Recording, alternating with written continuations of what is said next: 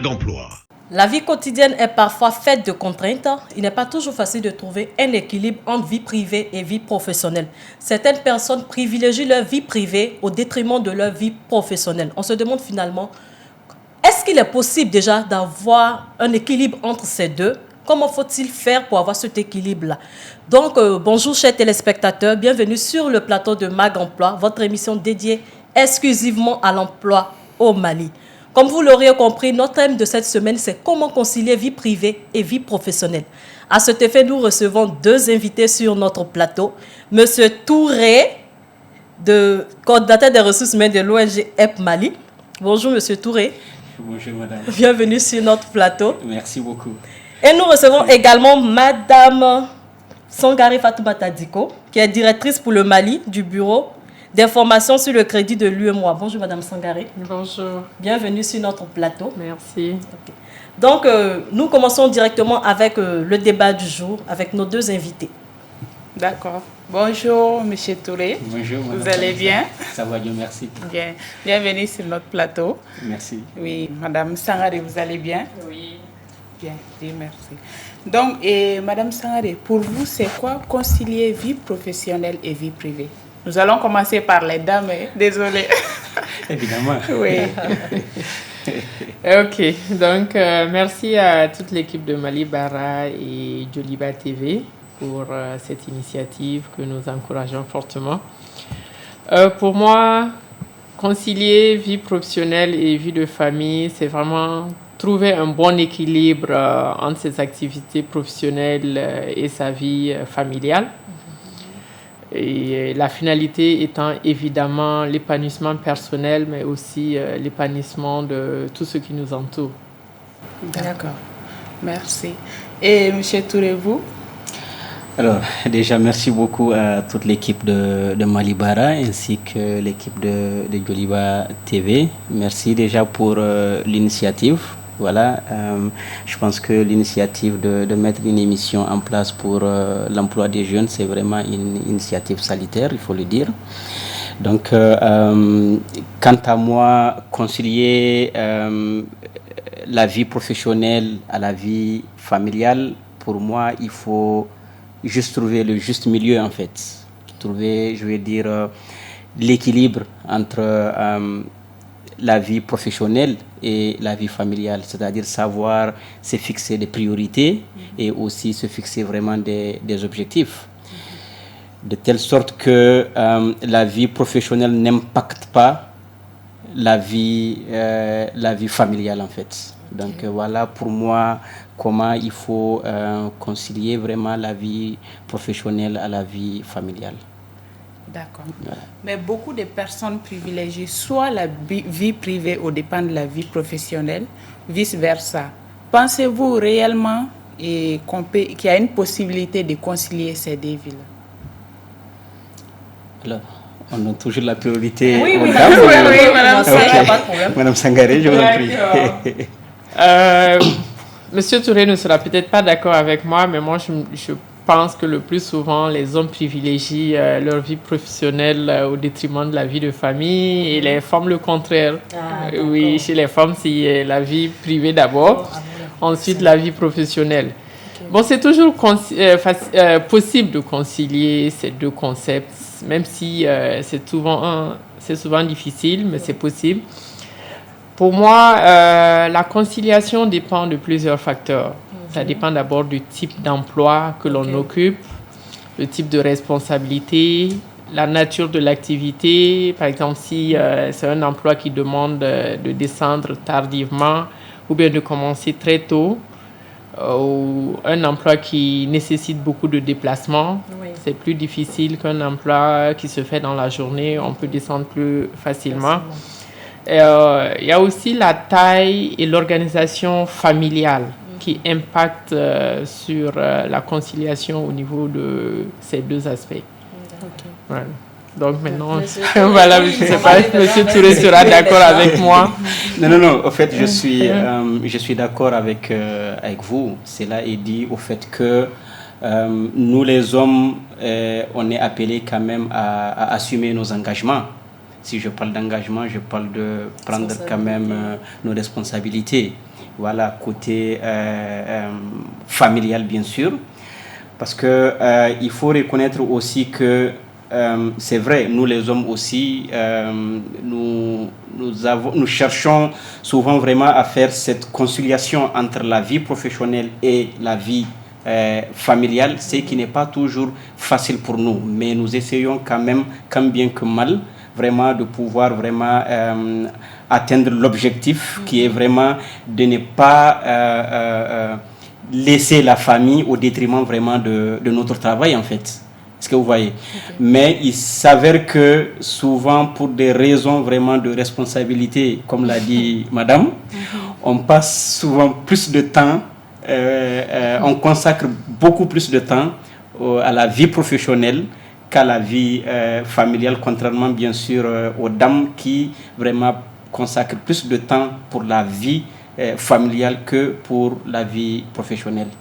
Voilà. Mais déjà, vous pensez que c'est possible de concilier les deux? Oui, je pense que c'est possible. C'est ce qu'on fait à longueur de journée. On essaye en fait. On essaye. On ne peut pas peut-être atteindre cet objectif à 100%, mais on essaye quand même. On essaye. Voilà. Ok, merci. Madame Sangaré, quel est l'impact de la vie privée sur la vie professionnelle? Bon, à ce niveau, je pense qu'il est énorme. Quand on prend chez les femmes, par exemple, l'absentéisme, lorsque le mari est malade, l'enfant est malade, les beaux-parents sont malades, la femme est obligée de rester à la maison. Oui. Il y a également certains événements sociaux comme les décès dans la famille qui obligent la femme à s'absenter du travail. Donc, c'est quand même un impact dans la conciliation de la vie professionnelle et la vie privée. Il y a aussi le frein à l'avancement des femmes. Les congés de maternité ou la femme qui est obligée de démissionner ou prendre une disponibilité d'une année, 2 ans, voire plus pour rejoindre son mari qui est muté ailleurs. Oui. Mais quand même, il y a aussi le côté positif. La vie privée peut être un bon stimulateur pour la vie professionnelle lorsqu'il y a les encouragements à la maison, il y a le support familial, donc ça permet de motiver davantage. D'accord. Ok. Donc, on retourne vers M. Touré. Ok. Donc, alors, je pense que vous parlez, n'est-ce pas, de l'impact de la vie privée sur la vie professionnelle. Oui, bien sûr. Vous savez, souvent quand vous avez des enfants à la maison et qu'au cours de la semaine, vous n'êtes avec les enfants que juste à la descente, et je veux dire 18h, 19h, tout au plus 20h, parce qu'à 20h déjà les enfants sont couchés. Oui. Il arrive aussi souvent que les week-ends, les enfants se plaignent vraiment du fait que papa n'est jamais à la maison, papa n'est jamais avec eux. Ils cherchent toujours à être avec leur papa ou leur maman, si vous voulez. Ce qui souvent, c'est vrai, on arrive au travail, ça joue un peu sur notre conscience en fait. Parce que pour nous, quelque part, c'est comme si on est en train de fuir nos responsabilités en fait. Donc, comme je le disais tantôt, il faut vraiment une bonne communication en fait, une bonne organisation au sein de la famille. Et aussi, le laps de temps qu'on trouve, je parle bien sûr des week-ends et aussi de la descente, essayez vraiment d'équilibrer en fait, c'est-à-dire de vous organiser de telle sorte que l'absence des parents n'impacte pas, surtout je dis bien n'impacte pas sur l'éducation de la famille, des enfants et aussi de la dame. Ça c'est si jamais la dame ne part pas au travail. Ça c'est très important dans notre société. Et aussi, c'est vrai, Madame Sangaré l'a dit tout à l'heure en disant que quand les parents sont malades, quand le monsieur est malade, quand Madame elle-même est malade pour les congés de maternité et tout ça. Oui. Mais il faut reconnaître aussi que c'est notre société qui nous oblige à réfléchir ainsi. Pourquoi? Parce que aujourd'hui, vous conviendrez avec moi que quand vous prenez les 100% des dames qui travaillent actuellement, vous trouverez que c'est seulement les 20% qui épaulent leur mari, en fait. Oui, non, il faut le dire, hein, c'est seulement les 20%. Épaule, comment? C'est-à-dire c'est les 20% qui arrivent à soutenir financièrement leur mari, en fait. Sinon, pour la plupart du temps, toutes les dépenses familiales reviennent vraiment à l'homme, en fait. De telle sorte que même quand la dame travaille, non, il faut le dire, hein, il faut le dire. Même quand la dame travaille, souvent, même le carburant, c'est le monsieur, en fait. Est-ce que vous voyez?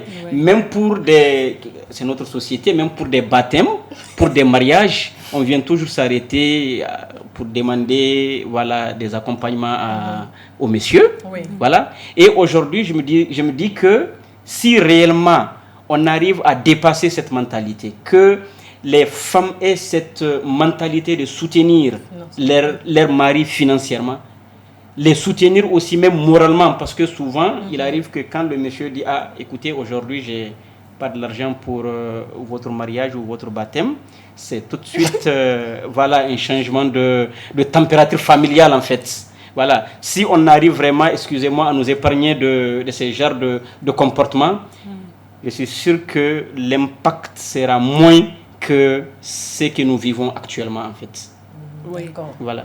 Mais vous parlez dans le sens où si j'ai bien compris, vous mettez la responsabilité aux dames. Non, en fait, je ne mets pas la responsabilité. Je cherche juste à situer les responsabilités, en fait. Pour dire que, comme Mme Sangaré disait tout à l'heure, que les femmes, il faut les comprendre. Parce qu'il y a la maladie, il y a les baptêmes, il y a les mutations des maris et tout ça. Et que les hommes sont moins concentrés, si je peux m'exprimer ainsi. Oui, mais ils privilégient plus leur vie professionnelle que leur vie familiale. Bon, c'est juste que les hommes n'ont pas ces contraintes des femmes. Voilà, c'est ça. Oui. Voilà, et lorsque le mari est muté ailleurs, la femme est obligée de suivre. Dans notre société, parlant de notre société, voilà, les congés de maternité, la femme reste à la maison 3 mois et demi pour garder l'enfant. Pendant ce temps, les hommes, eux, ils continuent de travailler. Donc, il y a l'organisation sociétale même qui fait que il y a des contraintes que les femmes ont, mais que les hommes, voilà, n'ont pas. Bien sûr. Bon, l'aspect financier, je préfère ne pas rentrer dans ce débat, sinon on risque de dévier un peu du sujet du jour. Mais je pense que, comme il l'a dit, on a besoin d'une bonne communication, de bon soutien familial, comme je le disais dans mon intervention, pour pouvoir concilier la vie professionnelle et la vie familiale. Bien sûr. D'accord. Bien sûr. Ok, déjà, pourquoi est-il important de trouver un équilibre entre ces deux? Pourquoi? Madame... Mais bon, on va laisser l'honneur à M. Touré. Okay. Merci beaucoup. Alors, pour moi, c'est une question de choix, en fait. Soit tu choisis de consacrer ta vie à ta vie vraiment à ta vie professionnelle, soit tu choisis de concilier vie professionnelle et vie familiale. Parce que tant que tu ne concilies pas, tu ne fais pas l'équilibre entre la vie professionnelle et la vie familiale, tu vas perdre la famille, en fait. Et dans la plupart du temps, on dit qu'on travaille pour la famille. Entre guillemets, on travaille pour les enfants. On a l'habitude quand même de le dire. Pour moi, ça ne sert à rien de consacrer toute ta vie au travail et qu'après, ceux-là, même pour lesquels tu es en train de travailler, tu les as déjà perdus. Donc pour moi, ça n'a pas de sens. Voilà. Pour moi, on cherche le meilleur pour la famille. Donc on est obligé de faire cette conciliation entre les deux, avoir l'équilibre. D'où chercher vraiment à se fixer des objectifs, chercher vraiment à se fixer des priorités, en fait. Voilà, et aussi à bien s'organiser et à bien communiquer. Voilà. D'accord. Madame Sangaré? Oui, je suis tout à fait d'accord avec M. Touré parce qu'il ne sert à rien de passer toutes ces journées, ces soirées à travailler si au final on n'a pas la famille. Il faut pouvoir trouver du temps de qualité pour la famille et effectivement on travaille pour l'épanouissement de la famille. Donc cet équilibre est très important. D'accord. Ok, donc Madame Sangaré et puis Monsieur Touré, il y a aussi un fait qui existe. On constate qu'il y a des femmes qui refusent des postes de responsabilité ou qui hésitent un peu à accepter les postes de responsabilité. Pourquoi, selon vous?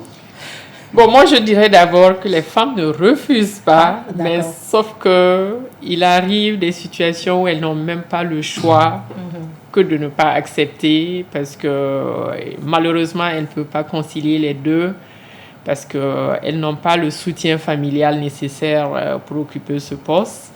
Ou l'organisation familiale fait défaut quand on a des enfants en bas âge et qu'on n'a pas de système de garde pour les enfants, ou bien le suivi scolaire pose problème. Malheureusement, dans notre société, c'est la femme qui est obligée de se consacrer aux enfants. D'accord. Oui. Parce que même si on a un poste de responsabilité, comme le disait M. Touré tout à l'heure, si au final les enfants ne bénéficient pas de ces avantages d'avoir les parents, d'avoir la bonne éducation qu'on aspire pour eux, je trouve qu'en ce temps, on n'arrive pas... La conciliation ne s'est pas bien faite. Donc, raison pour laquelle certaines femmes sont obligées de désister pour des postes de responsabilité. D'accord. Monsieur Touré. Bon, Bien Monsieur sûr, Touré, je suis- vous voulez déjà vous prononcer là-dessus? Non, oui, bien sûr, je suis D'accord. d'accord avec madame, hein, je suis d'accord. Je parle aussi vraiment en connaissance de cause. Mais peut-être avant de me prononcer sur ça, permettez-moi quand même de rendre quand même un vibrant hommage vraiment à toutes ces dames qui m'ont managé, parce qu'il faut reconnaître que dans ma vie professionnelle, je peux le dire avec aisance, hein, j'ai eu vraiment cette chance d'être sous la supervision, à plusieurs reprises sous la supervision des dames. Voilà, je pense que c'est pratiquement soit supervision directe ou supervision fonctionnelle. C'est quand même pour mon poste actuel que je suis sous la supervision d'un homme. Sinon, de tout le temps, depuis que j'ai commencé, j'ai toujours été soit sous la supervision technique d'une dame ou sous la supervision fonctionnelle d'une dame. Donc, je voudrais ici, si vous me le permettez, profiter de votre micro pour rendre quand même hommage à ces dames. Je vais d'abord commencer par ma charmante épouse, qui est quand même ma première manager. Voilà. Qui est quand même, il faut le dire, c'est quand même ma première manager. Je la rends vraiment un vibrant hommage. Elle sort aussi chaque matin en même temps que moi pour aller au travail. Donc vous voyez que cette émission tombe juste parce que c'est ce que je vis à longueur de journée. Je ne suis pas à la maison, madame n'est pas aussi à la maison. Alors je le disais, je voudrais aussi rendre hommage à madame Ben Diara Konaté, qui était l'une de mes premières superviseurs. Voilà, elle est actuellement manager ressources humaines dans une organisation internationale. Je voudrais aussi rendre hommage à madame Aline Moukamabano, de nationalité rwandaise. Elle est actuellement au Niger aussi dans une organisation internationale. Et aussi à Isabella Gahanamoudi, qui est de nationalité kenyane. Elle est aussi dans un autre pays. D'accord. Et voilà, donc maintenant, la question c'est de savoir pourquoi les dames n'aiment pas prendre... Bon, je ne peux pas le dire, comme je l'ai dit, moi j'ai eu quand même des dames qui ont été mes superviseurs, mais il faut reconnaître aussi que souvent, il y a aussi, comme l'a dit Mme Sangaré, la situation familiale qui pèse beaucoup. Ça c'est un.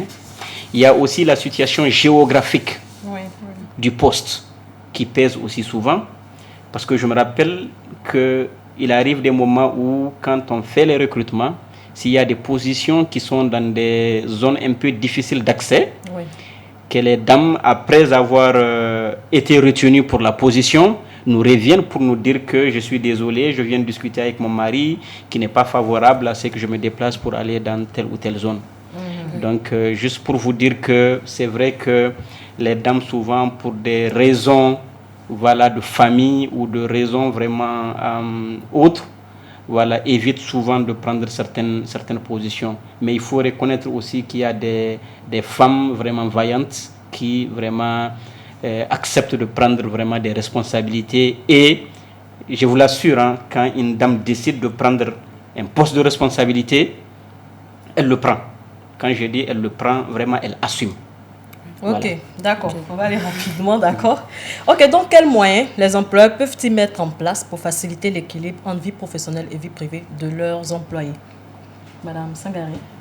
Moi, je pense que, actuellement, avec les nouvelles technologies de l'information et de la communication, on commence à trouver des solutions pour pouvoir concilier vie professionnelle et vie privée. Avec la pandémie de Covid, il y a le télétravail qui s'est très développé, donc c'est quand même un moyen pour les employés de rester à la maison, de travailler dans leur cadre familial. Ça évite les problèmes de transport, le temps, surtout avec les embouteillages maintenant. On gagne assez de temps. Il y a aussi un aspect chez nous qui fait qu'on est jugé plus sur le temps qu'on passe au travail que sur son rendement. Plutôt que de fixer des objectifs et dire, bon, à vous de voir comment vous organisez tout ce que l'employeur, lui, il veut normalement, c'est qu'à la fin du mois, voilà, que vous atteignez les objectifs. Pour moi, c'est des options à développer, qu'on laisse la latitude à l'employé de s'organiser et puis d'atteindre ses objectifs. S'il veut, il vient juste 2 heures au bureau, le reste du temps, il travaille le soir. Bon, pour des postes qui ne demandent pas la présence physique, évidemment. Il y a également le développer. Laissez Madame Sangaré finir. Madame Sangaré, vous pouvez finir. Vous voulez dire des postes qui ne nécesstent pas beaucoup de responsabilités. Non, j'ai dit beaucoup de présence physique. Ah, ok. Il y a des postes où, par exemple, un caissier, il faut qu'il soit là, parce qu'il a les clients en face. Voilà, mais il y a des postes où on n'a pas d'interaction avec d'autres personnes de l'extérieur. Du coup, on peut facilement travailler sur son téléphone, même si on est à la plage. Voilà.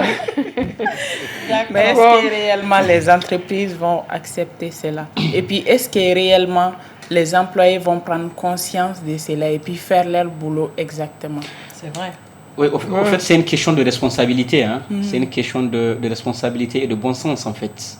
Et comme on a l'habitude de le dire, quelque chose malheur est bon. Hein.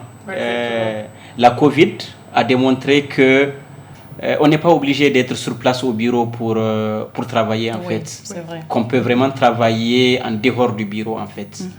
Donc, de là maintenant, pour moi, c'est de profiter juste de cette occasion malheureuse qui est la Covid pour peut-être revoir un peu, réorganiser un peu le système de travail et de rendement, n'est-ce pas, des collaborateurs.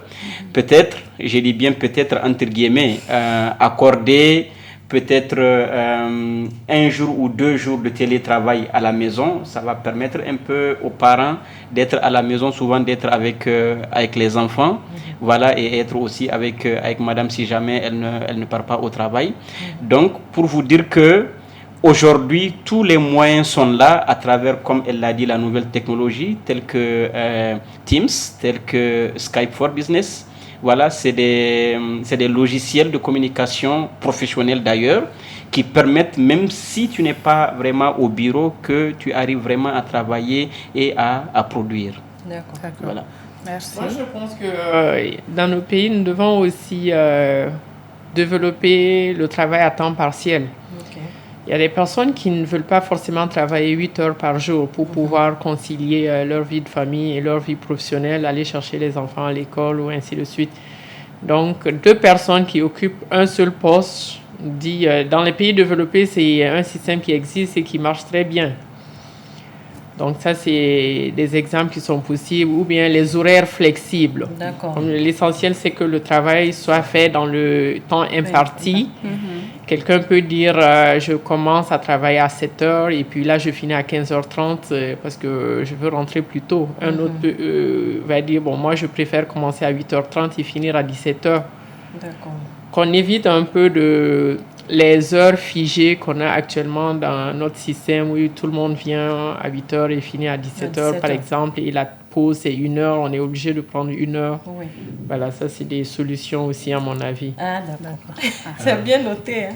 Peut-être qu'on ne va pas rentrer dans les détails techniques. Oui. Sinon, comme elle l'a dit, comme Madame l'a dit, il faut juste une organisation, c'est-à-dire se fixer des plans de performance, des plans d'objectifs soit hebdomadaires ou journalier.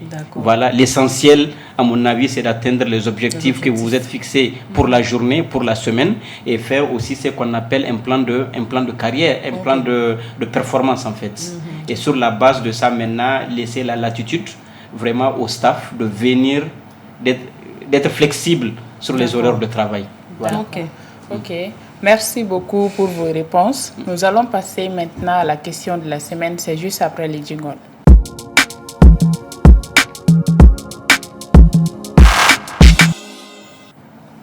Ok, bon, on revient encore vers vous. Il y a la question de la semaine. On donne la possibilité à un candidat de poser une question, par exemple une difficulté qu'elle vit ou bien qu'il vit. En fonction de ça, les invités donnent leur avis, donnent des conseils pour aider ce candidat-là. Donc aujourd'hui, c'est Aïssata Diop, qui est cadre dans une société de la place. Elle est mariée avec 2 enfants. Elle dit « J'ai l'impression de privilégier ma vie professionnelle au détriment de ma vie privée. Je n'ai pratiquement plus de vie de famille à cause de mes occupations professionnelles et activités sociales. Mon mari s'en plaint. Que me conseillez-vous pour pallier à cette difficulté ?» D'accord. Donc, moi, je dirais à Madame Diop, premièrement, de prendre le temps de faire le point. D'accord. De réfléchir, de voir qu'est-ce qui est discrétionnaire et non discrétionnaire dans tout ce qu'elle fait. Qu'elle essaie de voir ce qui est obligatoire dans la journée, qu'elle se fasse, et tous les matins elle arrive, elle fait la liste. C'est vrai qu'il y a beaucoup d'imprévus chez nous, malheureusement. Oui. Les tâches qui nécessitent forcément d'être faites dans la journée, elle les fait, mais tout ce qui peut attendre, il faut qu'elle laisse, et puis qu'elle se fixe une heure de sortie au boulot, dire que, quelles que soient mes responsabilités, à 18h, moi je pars à la maison. Comme on le dit, le cimetière est plein d'indispensables. Si elle n'est pas là, dans tous les cas, la vie continue. Voilà, donc du coup, il faut qu'elle arrête à une certaine heure. Oui. À 18h, elle rentre à la maison et là, c'est fini le travail. Il faut qu'elle passe un temps de qualité avec ses enfants et son mari. Là, il y a les jeux de société, il y a pas mal d'activités qu'on peut faire en famille. Les week-ends également, le social. Je ne dis pas de ne pas aller au social, mais aller à 10h pour revenir à 19h, 20h. Et pour tous les mariages, finalement, on n'a pas de vie. Voilà, faire acte de présence, faire ce qu'on doit faire et puis le reste du temps, penser à sa famille, prendre les vacances en même temps que les enfants, en même temps que son mari. D'accord. Voilà, merci. Ok. Est-ce que M. Touré veut se prononcer? Oui, en fait, c'est Madame Diop, il faut juste faire la même chose que vous faites au travail. Hein. Quand vous venez le matin, vous avez des priorités, vous avez des urgences, vous avez des priorités aussi qui ne sont pas aussi urgentes, vous avez des priorités qui sont aussi urgentes. Donc faites la même chose, arrivez à la maison. Voilà, vous avez parlé, vous disiez tout à l'heure que votre vie professionnelle et votre vie sociale. En fait, le social, oui, mais il faut donner encore plus de temps à la famille, en fait. Voilà, donc fixez-vous des objectifs, des priorités. Et voilà, vous n'êtes pas obligé d'aller dans tous les mariages, vous n'êtes pas obligé d'aller dans tous les baptêmes. Donc voilà, et il faut que les gens aussi comprennent que vous travaillez, vous avez une vie de famille. Donc voilà, organisez-vous, à mon avis, il faut juste vous organiser comme vous le faites au travail. Et voilà, le tour est joué. Et communiquer surtout. Quand vous dites que monsieur se plaigne, vraiment, il faut communiquer avec la famille. Surtout. Moi, je demande vraiment à nous les jeunes, surtout, de beaucoup communiquer vraiment en famille avec soit madame ou avec monsieur. Et aussi et surtout avec les enfants aussi. Voilà, il faut souvent les écouter pour mieux les comprendre parce qu'on n'a pas toujours le temps d'être avec eux. Donc souvent, il y a certaines choses qui peuvent nous échapper dans leur éducation, dans ce qui les fait vraiment plaisir en fait. Donc il faut communiquer avec eux, il faut passer plus de temps avec eux pour combler un peu ce gap en fait et de pouvoir mieux les cerner, pouvoir mieux les comprendre et aussi les accompagner pour éviter un peu ces genres de situations en fait. D'accord. Voilà. C'est bien noté, M. Touré et Mme Sangaré. On a pris bonne note de vos conseils qui s'appliquent à toutes les dames qui sont dans les mêmes situations que Mme Diop. Voilà. Même les hommes aussi. Oui, même les hommes, bien sûr. Bien sûr. Bien sûr. Ok, donc maintenant, nous passons aux astuces. C'est juste après le jingle.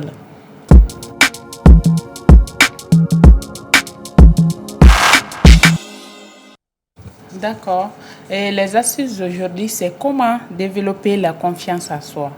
Tout d'abord, c'est évaluer ses compétences. Il s'agit là de faire le bilan de vos acquis professionnels, d'identifier et d'améliorer vos points forts. Cela va vous permettre d'augmenter votre productivité dans l'entreprise, mais aussi pour vous-même. Ensuite, il faut chasser les points négatifs de votre tête. Il faut rester positif. Croyez en vous et en vos rêves et ça va se réaliser. Ne vous dites pas que je ne peux pas faire la chose. Si une personne a pu le faire, pourquoi pas vous? Ensuite, il faut se donner des défis à réaliser. La vie est faite de challenges, donc donnez-vous des objectifs à atteindre. Dans l'entreprise, vous avez d'autres tâches et vous avez votre tâche, mais on vous confie d'autres tâches que vous n'avez jamais fait d'abord. Donnez-vous comme objectif d'atteindre, de réaliser cette tâche-là. Ensuite, il faut affirmer ses opinions. Cela est très important aussi. On a souvent tendance à avoir peur de dire ce que l'on pense. Peut-être même en entreprise, si vous êtes par exemple en réunion avec vos responsables hiérarchiques, vous avez peur de proposer vos avis. Non, ne faites pas cela. Il faut proposer vos idées. Peut-être que ce que vous allez dire, c'est ça qui va résoudre les problèmes plus rapidement. Donc, ayez confiance en vous et proposez ce que vous avez comme avis. Ensuite, il faut prendre soin de son apparence. L'apparence compte énormément, que ce soit dans un entretien d'embauche ou un événement ou même dans l'entreprise. Il faut prendre le soin de porter une tenue correcte, présentable. C'est même important. Ça va même donner l'envie à votre interlocuteur de vous écouter. Ensuite, il faut être authentique. Là, quand je vous parle de l'authenticité, il s'agit d'être vrai, d'être sincère. Soyez vous-même. N'essayez pas de vous accaparer d'un rôle qui ne va sûrement pas vous aller. Soyez naturel, c'est la clé de toute bonne communication. Sandrine, c'était tout pour les astuces d'aujourd'hui. Ok, merci beaucoup Kamisa. Donc, il faut reconnaître aussi qu'on a profité aussi pour apprendre aussi. Voilà. D'accord. Merci beaucoup. Merci. Merci. Ok, donc chers invités, nous sommes à la fin de l'émission. On a même dépassé l'heure. Ça a été un débat très intéressant. Merci beaucoup. Oui. Donc nous avons suivi les conseils et cela s'applique à nous aussi. Hein. On espère que surtout les femmes, nous espérons que maintenant nous allons arriver à concilier la vie professionnelle de la vie privée. Ok. Donc on va remercier M. Touré d'avoir participé à cette discussion, à ce débat qui a été intéressant. Merci beaucoup. Merci pour votre participation et pour vos conseils, pour vos points de vue aussi. Merci également à vous. C'est à moi de vous remercier. Merci. On espère vous revoir pour un autre sujet sur l'emploi. Bien sûr, avec plaisir. Avec plaisir. Okay. Merci également à Madame Sangaré. Merci à toute l'équipe et on espère que prochainement le temps imparti sera plus long. Oui, bon, c'est en discussion, on va essayer de convaincre notre équipe. C'est une belle initiative vraiment à saluer. Vraiment, et voilà, moi ce serait avec plaisir que je vais quand même participer pour partager vraiment mes expériences avec la jeunesse malienne. Ouais. D'accord. Voilà. D'accord, merci beaucoup. Ok, donc chers téléspectateurs. Merci Madame Sangaré. Donc, merci aussi à vous, chers téléspectateurs qui nous suivez chaque semaine. Vous êtes fidèles à nous. Merci pour votre disponibilité également à l'endroit de Mag Emploi. Nous rappelons que l'émission a été préparée et présentée par Malibara, votre site par excellence de recherche d'emploi au Mali. Nous nous retrouverons la semaine prochaine sur Joliba TV News. D'ici là, portez-vous bien.